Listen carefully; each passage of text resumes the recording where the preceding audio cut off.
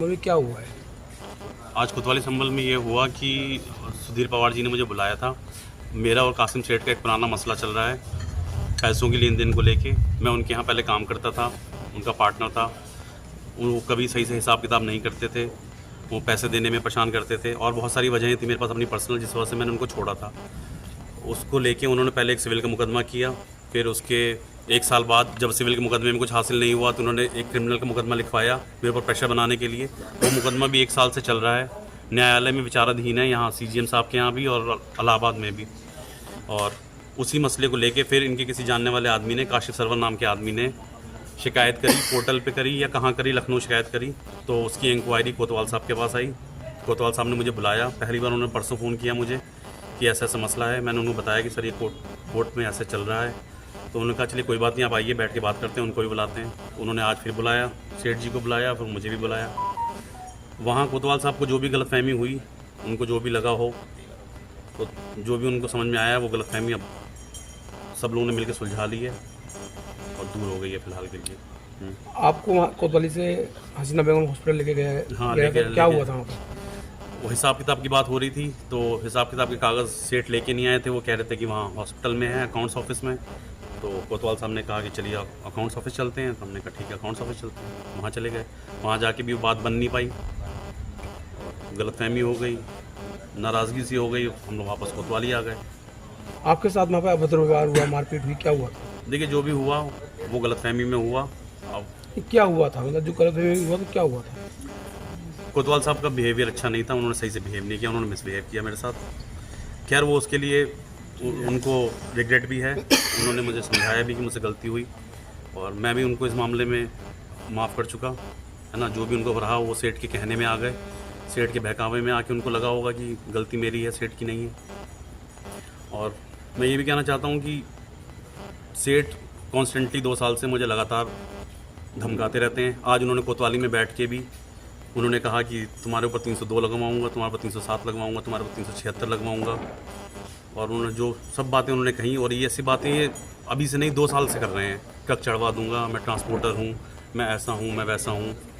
तो ये कॉन्स्टेंटली चल रहा है। मेरी तरफ से मैंने कभी कुछ किया नहीं, मैंने सिर्फ अपना बचाव किया। जब जब उन्होंने मुकदमा लिखाया, मैं उसके बदले में कोर्ट गया। जब जब मुझे पुलिस ने बुलाया, तब मैं पुलिस वालों के यहाँ गया, कोतवाली गया। जहाँ मुझे बुलाया गया मैं वहाँ गया मिलने।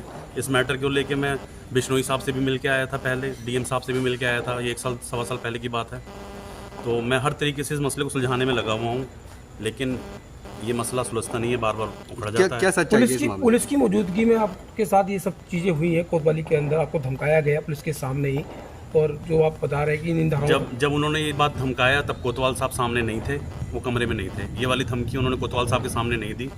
जब उन्होंने ये धमकी दी, तब माजिद भाई बैठे हुए थे और एक साहब और बैठे हुए थे, उनका नाम नहीं जानता मैं।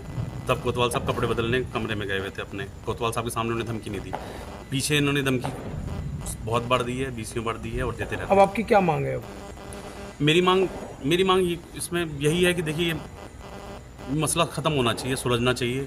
और मुझे इन सब धमकियों से, जो बार बार धमकियाँ मिलती हैं, थ्रेट मिलते हैं, उससे प्रोटेक्शन मिलनी चाहिए, प्रशासन से, पुलिस से, और सेठ जी से भी मिलनी चाहिए कि उनके खिलाफ़ भी कार्रवाई होनी चाहिए, सेठ जी के खिलाफ़ भी, कि वो ये सब चीज़ें करने से बाज आएँ और परेशान ना करें।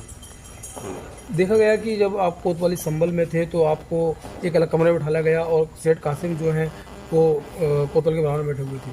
क्या लगता है कि उनकी पूरी दबंगई चल रही थी क्या? अब देखिए, मैं तो उस टाइम वहाँ नहीं था। कोतवाल साहब ने सेठ को बैठा रखा होगा, मुझे उन्होंने दूसरी जगह बैठा रखा था। तो अब वो दबंगई तो सेठ की है ही। अगर सेठ की दबंगई नहीं होती तो इतनी धमकियाँ नहीं देते। खुले में, पीछे, हर जगह धमकी देते हैं वो। उनकी दबंगई तो है ही। तो क्या अभी तक पुलिस से आपने इस बारे में डिस्कस किया था धमकियों को लेकर? देखिए, ये सब बातें मैंने आज पहली बार रखी हैं पुलिस के सामने। आज से पहले अगर मैंने रखी भी होंगी तो वो बात में ख़त्म हुई बात, कभी उस पर कोई ऐसी चर्चा नहीं हुई डिटेल में। लेकिन आज मैंने रखी पुलिस के सामने, इन धमकियों के बारे में भी रखी बात। लोग साहब के कपड़े भी फाड़े गए थे। अब आप देखिए, शर्ट दूसरी पहने हुए थे। जो गलतफहमी थी वो मतलब थी। इसका मतलब अस्पताल में पुलिस ने ले जाकर के आपके साथ अभद्र व्यवहार किया, आपके कपड़े फाड़े, आपकी पढ़ाई हुई? अब देखिए, मैंने जैसा कहा कि गलतफहमी की वजह से था, और उसके लिए कोतवाल साहब, हाँ, वो रिग्रेट भी कर रहे हैं कि उनको जो भी समझ में आया हो। तो मैं इस बात को और ज़्यादा नहीं खींचना चाहता अपनी तरफ से, है ना। वो हमारा और कोतवाल साहब का मामला तो ख़त्म हुआ। इस मामले हाँ, मैं ये ज़रूर चाहता हूँ कि ये मसला हमेशा हमेशा के लिए ख़त्म हो, सेठ वाला, और हमारे बीच जो भी है वो मसला ख़त्म हो। इस मामले में कोई मुकदमा भी हुआ था? मुकदमा हुआ था, मुकदमा चल रहा है। 9 मई को कोतवाली में मुकदमा हुआ था। वो मुकदमा अभी भी विचाराधीन है न्यायालय में। यहाँ सीजीएम साहब के यहाँ है और मैंने इलाहाबाद में रेट भी डाल रखी है उस मुकदमे के स्क्वैशिंग के लिए। वो मुकदमा भी सिविल नेचर का मुकदमा है, जिसमें सेठ ने गलत बातें समझा के पुलिस को और गलत चीज़ें दिखा के, गलत कागज़ दिखा के उस सिविल के मुकदमे को क्रिमिनल में कन्वर्ट कराया ताकि मेरे ऊपर प्रेशर बनाया जा सके। अभी यहाँ विक्रम पैलेस में आपकी बैठक हुई है, क्या निर्णय लिया गया? अभी तो हमारा यही निर्णय लिया गया है कि ये मसले का जो भी सॉल्यूशन निकले, जैसे भी निकले, बातचीत से निकले या सेठ के खिलाफ शिकायत करके निकले, जैसे भी निकले, हमें ये मसला ख़त्म करना है। हम बहुत ज़्यादा, हम लोग प्रोफेशन में हम लोग और भी बहुत सारे काम रहते हैं मरीजों से रिलेटेड। हम लोग हर रोज़ कोर्ट कचहरी और मुकदमेबाजी और पुलिसबाजी नहीं कर सकते। हम इसका सॉल्यूशन चाहते हैं। क्या मीटिंग के बाद अगला स्टेप क्या है आपका? फ़िलहाल तो अभी यही है कि ऐसे तो कोई अगला स्टेप डिसाइड नहीं हुआ है। अब इस बारे में चर्चा होगी और डिटेल में कि कैसे मसला हल होगा, ये मुकदमा कैसे ख़त्म होगा हमेशा के लिए। और बाकी कोर्ट में तो चल ही रहा है, कोर्ट में तो चल ही रहा है, बस बाकी जैसा नहीं।